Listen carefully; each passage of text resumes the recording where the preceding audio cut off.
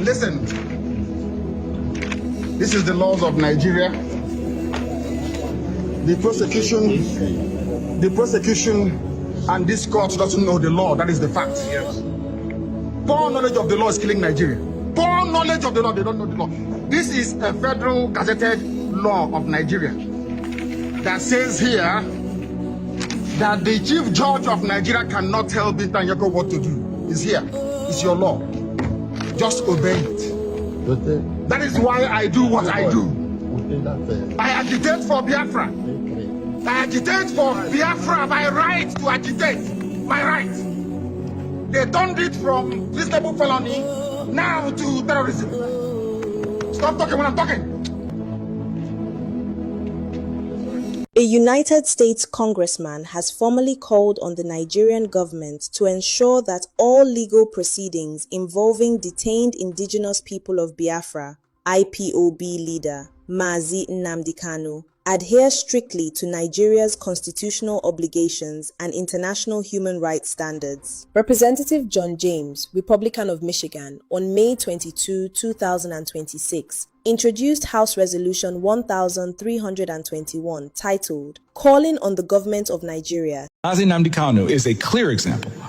In 2022, Nigeria's Court of Appeal struck down the charges against him and ordered his release. The UN Working Group on Arbitrary Detention has also called for his unconditional release. Yet he remains in solitary confinement, in deteriorating health, and recently had to represent himself in court. Nigeria has signaled that the law is optional and targeting Christians is fair game. Just hours ago this morning, despite the pleas and cries of the Nigerian people and many Nigerian lawmakers, Mazi Nnamdi Kanu was convicted on all charges. For fiscal year 2025, the U.S. has requested nearly $8 billion for sub-Saharan Africa. But when Americans see political prisoners, judicial defiance, and the slaughter of Christians, they understandably ask as they meet their own struggles, why should our tax dollars support governments that refuse to protect their own people? Is our aid aiding a genocide? Nigeria is a nation of tremendous potential, but that potential is being choked out by violent persecution of its Christian population. No country can build a stable future where churches are burned, believers are killed, and communities live in fear.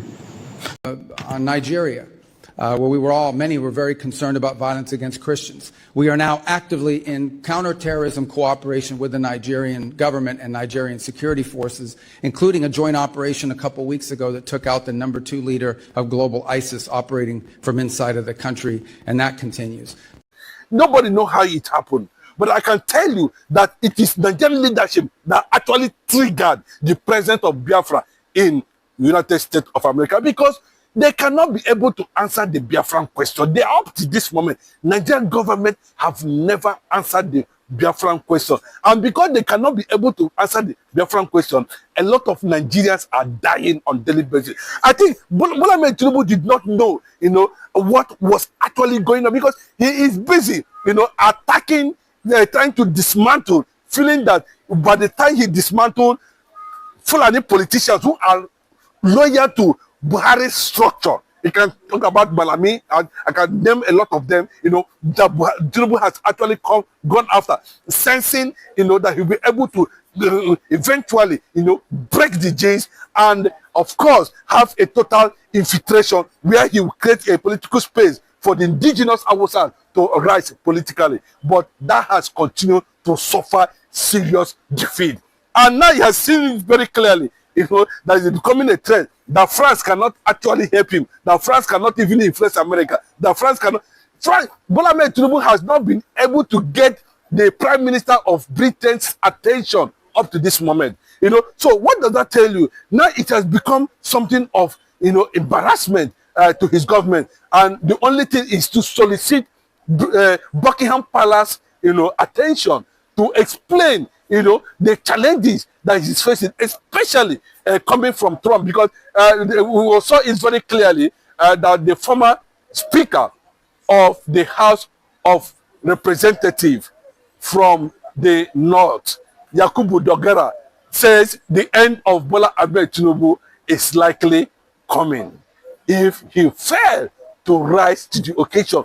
The question, does Bola Ahmed Tinubu actually know what he should do at this point in time to get to recover to the lost image, to recover the lost image of Nigeria within the international community and the Committee of Friends. Does he know what to do?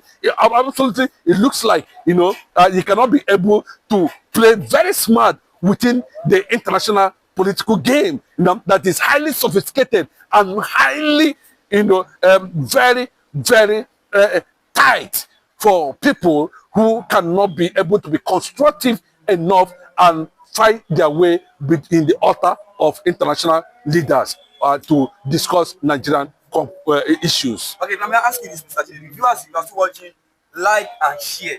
Like and share.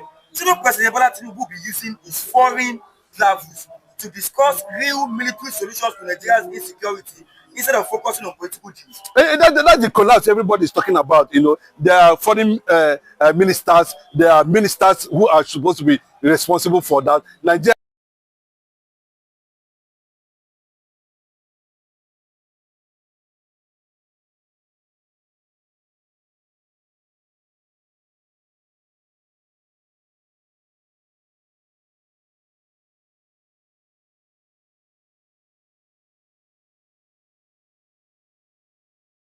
Remi Tinubu to a foreign minister who goes about trying to launder the image of Nigeria, you know, within the international community. He's not the Remi Tinubu is not the, you know, the foreign affairs minister, or neither is he representing Nigeria in any of the high commission and all them. Even to an extent, the ambassadors he actually, you know, nominated or appointed, no country agree accept them again. Every country, everybody just they run. So I think to a point he was confused.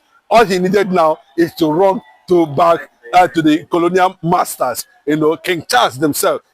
Not even the Prime Minister of UK. He ran to the Buckingham Palace, King Charles. And remember, King Charles is already having problem with Jeffrey Epstein, where it is believed that William, his younger brother, was also involved in some form of corrupt practices. So for him to have somebody who the whole world is looking at, you know, as someone who does not have a proper, clear personality of identity, whose integrity has always been questioned over who he actually is and his deeds and his involvement, especially coming on the issue of, you know, corruption. Of course, now Nigeria is actually going down on the corruption, you know, index. Nigeria is becoming more corrupt, you know. So what is he actually going to tell the king himself, King Charles at Buckingham Palace? You know, apart from what a lot of analysts are looking at, you know, one, he's going to discuss about the U.S. presence in Nigeria. Secondly, he's going to discuss, you know, the issue of killing, genocide in Nigeria. What do you make of this Sokoto Caliphate with this news? A lot of people are saying the Sultan is sending delegates to visit Nnamdi Kanu, knowing the fact that any moment from now, Nnamdi Kanu will be leaving the Sokoto to Abuja. Do you think that the Sokoto knows that the US have what it takes to finally get Nnamdi Kanu out of detention? They wouldn't have doubted that if not that they are being blindfolded by their primordial ambition, or, you know, a primordial thought, thinking and arrangement and plan and plot, you know, whatever you will call it. You know, they didn't see it coming. They thought it was just a mere, you know, rhetorics, and that is why Nnamdi Kanu, you know, they all planned to see how they were going to visit him. You know, when the news actually broke that Sultanate of Sokoto is actually lobbying Nnamdi Kanu to allow Nigeria to remain one, because Nnamdi Kanu is going to decide whether, you know, Nigeria will remain one or not. So you can see how the table have just turned against this evil, you know, system that we actually found ourselves into. And that is what we are talking about. We keep on saying it. We call on Rally Moore, we call on Ted Cruz, yes, and of course the top US congressmen to look inwards and understand there's no need of trying to spread or advocate for Nigeria unity when they know very clearly that there's no how we can continue to cohabit with those who have sworn an oath to destroy anything that has to do with infidels. And when I'm talking about infidels, you know what I mean. Those who they feel that does not share the same orientation and faith with them. And that is why Nigerian Christians are being murdered on daily basis. And that is what that declaration actually mean. So if you see the northern elders, on the run, there's emergency everywhere. The northern governors are meeting. The traditional institutions are meeting. There is heavy gathering in Asuro currently now. What do we do if Nnamdi Kanu is being ordered now by the superior force? I don't know. Is Bola Tinubu going to say no to Trump? Is Sultanate Sokoto going to say no to U.S. Congress? And this is just not coming out from just an ordinary nation. It's coming out from the worst soul. And what I mean, soul, number one superpower. So I don't know how Nigerians are going. The Nigerian government is going to say no to that. I don't know how Bola Tinubu is going to say no to that. I don't know how the caliphate is going to say no to that because of crude oil. You are begging Nnamdi Kanu that he should consider the unity of Nigeria because of crude oil. I do not understand that because he owns most of the oil wells, in the Niger Delta, which they actually created. There's nothing like Niger Delta. It has never happened. Even South South, there's nothing like South South. When Ojukwu declared Biafra on May 30th, there was a consultation. That consultation included the Ejo, the Efik, the Ibibio, and all the ethnic nationalities that made up the clan of the Republic of Biafra were consulted by Odumegwu Ojukwu. Ojukwu did not just decide it on his own. It is what the people wanted because of the situation on ground. You can see the BBC documentary. It's already out. The BBC documentary is already out. And what are they saying in that documentary? They are still telling you the same thing, that there were violations of their buri. And that violation was carried out by Gowon because he felt that he will continue to obey the British government. I want to see clear now what the British government are going to do. King Charles already, Trump have told him in the last visit when he visited the United States, I told you that Trump have told him that you cannot stop Biafra from coming. And that there's a clear message. The same thing, Benjamin Netanyahu also passed a direct message. So you need to watch this video and understand that there's no need for panic. God is involved in the struggle to liberate his own people. As simple as that. There's no two ways about it. And I thank God for Nnamdi Kanu's resilient spirit. He never compromised. He set his eyes on the ball. And I think it has gotten to the point now that it is definitely going to favor him.